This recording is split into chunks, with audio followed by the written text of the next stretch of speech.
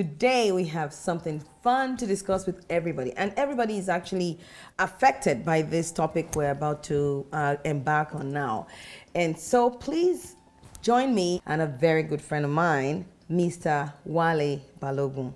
My brother. Thank you. How are you? Thanks for having me. All right. So tell me, why financial matters? Why anything to do with finance? It wasn't my first choice for career. I ended up by default as an engineer, and I'm sure you remember the way it is back home. You're good at math, and somebody walks up to you and say you should be an engineer. I'm like, okay. I didn't have any better ideas at the time, so I went into it. And yeah, the pay was good. Did it for about 16 years. But I remember one of the very first instance when I found myself thinking about financial services or finances in general. I started out working off the coast of West Africa, and you go out on a job, you make $1,000 and you probably get paid $990 thereabout. The first time I found myself working in North America, I was told, congratulations, you just made $1,000, but you get to keep $550. And I'm like, ugh, how does that work? So that got me obsessed with systems here, and I found myself doing a lot of research. Very quickly, I ended up being the go-to guy for just about anything that had to do with money. And at some point, I was like, you know what? Maybe I should make a career out of this. And I quit engineering and jumped into financial services about a decade ago. It's been an interesting and wild ride, mostly exciting, and I love it. What are some of the things you notice about people's financial decisions and how we Africans think when it comes to financial matters? Pretty much the same challenges that I was up against when I first arrived in Calgary, and that's basically not knowing enough about the new environment I find myself in. Now think about when we're back at home. Your parents probably had two accounts, a savings and a checking account. And they would put away as much money as they could and hope that it would be enough for just about everything that they had to do. Doesn't work that way here. No, it's a different ball game here in Canada. Very, very different. And then you begin to run into the acronyms, the RESPs, the RRSPs, the TFSAs, the LIRAs, the pension plans. And the question is, what do I get to do with all of this? Very, very convoluted and at times confusing. Now, don't get me wrong, we're extremely intelligent people. There are lots of things we get and have to worry about, but this is probably not top on the list. And what I find is that if you take that approach that we're used to and have always known from back home and carry it over here, you find yourself running into lots and lots of problems. And that's where you come in. Yes, that's where we come in. So as a layman, what are some of these acronyms? What do they mean? And how do you go about knowing them? Well, the first thing I want to say about the acronyms is that they're all labels on an account. It can look more confusing than it needs to be, but essentially all it is that it's a label on an account. And take the RESP, for example. It's a simple label that tells the government, hey, I'm putting money away for my child's education. And the government says, oh, you've been a good girl. Here's a little bit more. The registered retirement savings plan gets you a tax break on your income. The tax-free savings account, you put money into it, and you never have to pay on the growth within that portfolio. Now the question is, how do you make all of this work for you? I want to know that, and I know a lot of us want to know that, right, people? So tell us that. That's where you're coming now. Now, I want you to think about wheels, gears, different gears. Now, each of these labels I talked about could be a gear in your financial machinery. Now, it's important to ensure that all these wheels are spinning in the right direction for you. You don't want one grinding up against the other. So every now and then, I get the question, which is better, tax-free savings accounts or an RSP? Well, it depends. It depends on where you're at, what you're doing, and what you're looking to achieve. No one horse outruns the other. And there are times when people get into conversations and arguments. It's almost like trying to figure out who would win the race, a camel or a horse. I'm like, it depends. If you're out in the desert, yeah, the camel will definitely outrun the horse. But there are other situations where your camel wouldn't be your first choice. Canada, for example. Exactly. So, Yes. so the other thing about the tax-free savings account is that the name to start with is slightly misleading. If I were to name it, I would call it a tax-free investment account. Okay. Because the name savings suggests that it should be interest-bearing, and it does not have to be interest-bearing. So you walk around and you see ads out there saying things like, you can get 2% on a tax-free savings account. Oh yeah, or 3% or whatever that number is. No, it doesn't have to be a fixed income product, meaning interest-bearing only. It can actually be just about any investment you choose to put into it. Okay. Now, that's one of the many nuances that most people find confusing, and regardless of if you just moved into the country or if you've been here all your life, there are times when it might be worthwhile to take the time to sit with someone to talk about things like this. But one thing most people get all the time is, we hear from time to time is, I'm busy.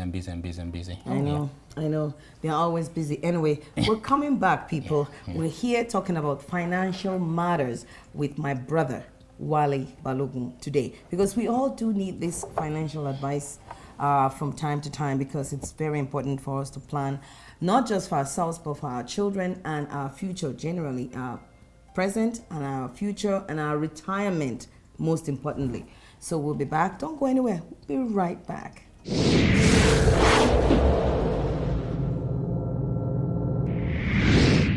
Today I'm talking to my brother, Mr. Wale Balogun himself. He's a very, very experienced financial planner here in Calgary, Alberta. We wanted to talk about financial matters and how to plan, not just for the present and for the near future, but for the far future, mainly our retirements, because we want to be doing well also when we're in retirement. That means we want to plan better, and he's here to advise us on some of the things we can do in order to plan for the retirement, for our retirement. So my brother, so how can we take advantage of some of this financial planning and plan better for the future? One of the things I'm going to touch on is the word retirement. I find that when the word is thrown out there, most people think, hey, you're talking about when they would be lying in a hammock waiting to die.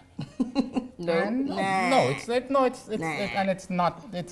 not that. Now, retirement can mean anything to just about anyone, but the most common and the most popular definition out there that fascinates me is that point in your life where you can choose to make work optional. So you don't have to be 65, you don't have to be 75. It's when you decide that you want to make work optional. And how do you get to do that? So somehow you've put systems and strategies in place to ensure that your living expenses are covered. And if you find yourself hanging around the downtown core, it's because you want to and not necessarily because you have to. They're two different things here. Absolutely. So, retirement can be 45, age 45. Yes, you can choose to retire at 45 if you think you will to do enough to have the financial decisions you've made take care of you for the rest of your life, for at least another 45 years. Right? Absolutely. And it could be 30 and it could be much less. What you do today affects how you live tomorrow. True. So planning for your retirement, not necessarily because you're retired, means that you have planned better and made better decisions when it comes to your financial matters, that in the future, it is not hard to say, you know what, I want to take maybe a year off, or I want to travel the world, or I want to maybe plan to work only part-time. One of the misconceptions, and I call it a misconception because I see this all the time, is you need to have lots of money. But over the years, I found out that, you run into someone, and let's talk hard numbers now. Someone who makes 30,000 a year has the same problems that the gentleman or lady who makes 300,000 a year, and it's the same with the one that makes 3 million in a year. What I've noticed over the years, like about a decade of doing this, is that everybody has the same problems. It's just the number of zeros in front of it that changes. That's it. So what that means The is... more zeros, though, the more trouble you have. Yeah. The more you have to worry about. Yeah, well, from the government perspective, and that leads us straight to one of the things we get to talk about, which would be the RRSP, the Registered Retirement Savings Plan. What that essentially is that it's putting it simply, is a way for you to manage your taxes better whilst saving for retirement, if you allow me to use that word one more time. Should that be the only thing you're doing? Probably not. That's almost like trying to run your vehicle on one wheel. You probably need all four wheels. You probably need all four. Yeah. So you probably need the TFSA, and you have other vehicles that you should be throwing behind you too, to ensure In case that one breaks down, the other one takes over. Yeah, totally. So that's the way you want to look at it. The other question I get a lot is, should you be working with a professional? Maybe not. It depends. I found out the other day that there's actually a store in Calgary where you can rent dental equipment. Oh, Yeah, how? by yourself, yeah. If you Really? really wanted to pull your tooth By yourself? by yourself, yeah, you can do that. Who will ever think of doing that? Well, Anyway, there's that's this- painful. Well, there's a store out there and you can do it if you want to, but would you? No. Okay, so it's probably the same thing with finances too. Exactly, yeah. And that's not necessarily because you're not smart enough or you can't make out the time to read up on everything that needs to be known. But what I do know is that you're busy. Yes, and everyone is. And everyone and is. because of that, we don't have time to actually do all the research. So when someone else who's basically a professional do it, Yeah. just like lawyers, you're not going to go defend yourself in court when you have a very, very, very, very sensitive case. You have to get a lawyer to go represent you properly, right? Absolutely. But there's also the option to do it if you want to. That's true. So, but should you? No, maybe not. Today, I'm chatting with my brother, Mr. Wale Balogun, right here in Calgary. He's my brother, he's my friend, he's a big member of our community here. And so we wanted to talk about financial matters, or rather, we are talking about financial matters today that concerns everybody, literally everyone. So we'll be right back and we'll continue with this talk of money. We'll see you soon.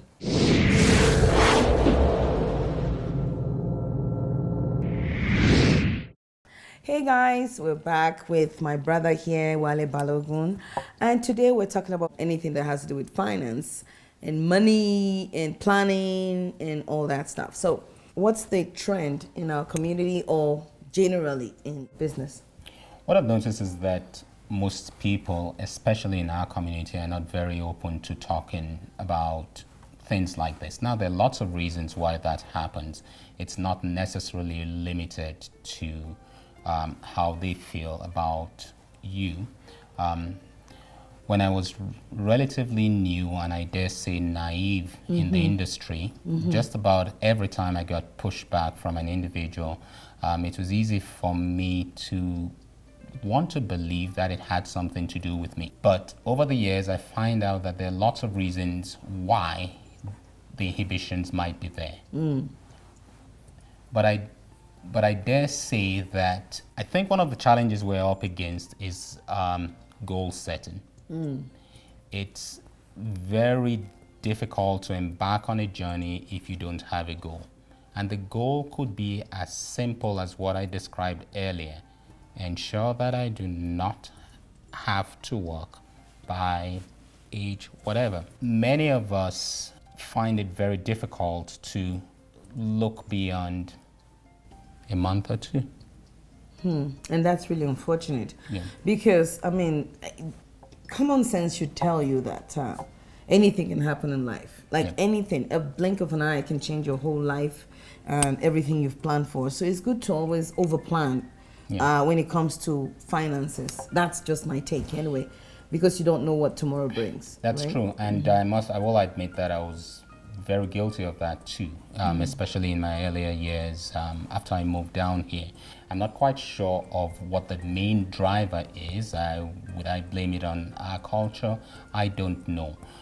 But one thing I noticed around here is that the general, I would say, the North American culture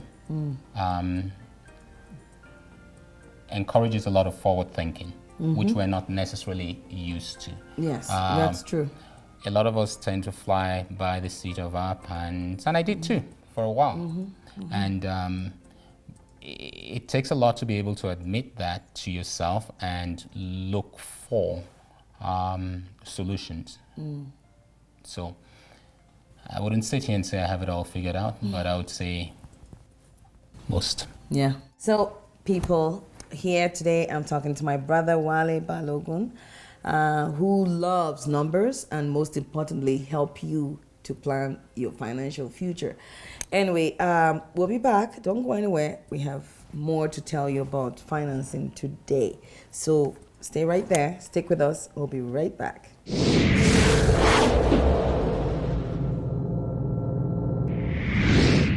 Today I'm talking to my brother Wale Balogun.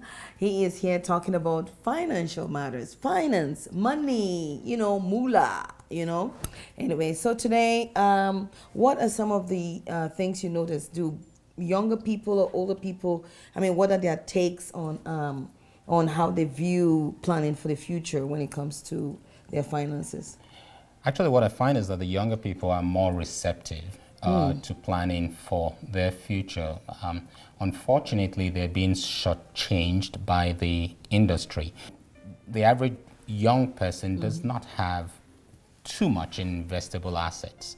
And typically, people in our industry are paid on assets under management. That's true. So they are not inclined to work with the younger generation. The irony of it is that the older community that should have more, when they do not make out the time to have these conversations. So it's a catch-22. Now, our industry is moving in the direction where a lot of focus is being given to high net worth individuals. The middle class and of course the younger generation is being left out. Wow. Now, I'm not quite sure of what the solution would and should be, but I remember when I started doing this 10 years ago, about a decade ago, yes, I'll sign up just about anyone with a pulse. But I'm getting to the point where I'm being forced to review that because I've come to terms with the fact that there are only 24 hours in a day. That's true. And there are only so many people I can choose to work with. And this leads directly into something else that I say all the time when it comes to finding someone you want to work with. Most people you talk to would say, hey, I'm going to find an advisor that I like and work with him. But I say, find an advisor that likes you.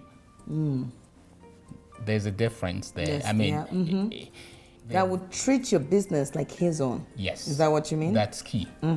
That's key. So you don't want to end up with just about anybody. You want someone that's truly interested in you, knows the name of your children, has an idea of what school they want to go to. That's key. Otherwise, you'll end up as another number. Because the focus now is most industry, they usually want to go with the bigger fish rather than the smaller fish or too many smaller fishes. They want to have a cap on the number of the smaller fishes, and then the bigger fishes, they chase them hard and passionately. But most older people do not remember, but I know I've come across a lot of people in our community where let's say they have a baby and I give the baby a check or give the baby some money and I say, hey, make sure you put this in the baby's account or when you open the RESP, and please do that real quick. And they go, yeah, yeah. And then a year or so later, I ask, so did you end up opening the RESP for the child? They go, no. And I go, why not? They go, oh, we'll do it later. And so I give them this story where I tell them about my own situation. It's not like I'm the smartest person when it comes to money or finance. But my husband and I made the decision earlier on when we had our kids to put something away for the children. So we started with $50. And then when we could, we increased it to $100 every month per child. When they needed the money, it was there for them. Yep. And to tell you now I can tell people because I've experienced it myself that it does work. Right? Now, what's interesting about all this talk about the RESP is that that's just one product or one, yes. But that's for children, for your children. Yeah. So if you plan on having kids, it's good to plan for their financial future because personally, I don't want my kids to have student loans and then by the time they graduate, they're owing $50, $60, $100,000 to the bank, and then they can't even start their lives because they have to now for another 20 years try to pay off that loan. Yep. Now, what I want to do is just bring it back to us, our generation.